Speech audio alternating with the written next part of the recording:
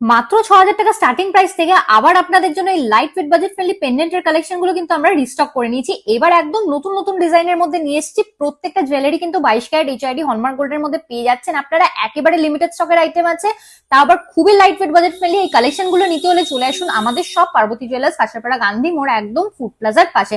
আপনারা চাইলে বুকিং নাম্বারে কন্ট্যাক্ট করে প্রি বুক করেও শপে চলে আসতে পারেন। ডিজাইনগুলো আপনাদেরকে দেখিয়ে দেবো। চলে আসি ফার্স্টের ডিজাইনটাতে।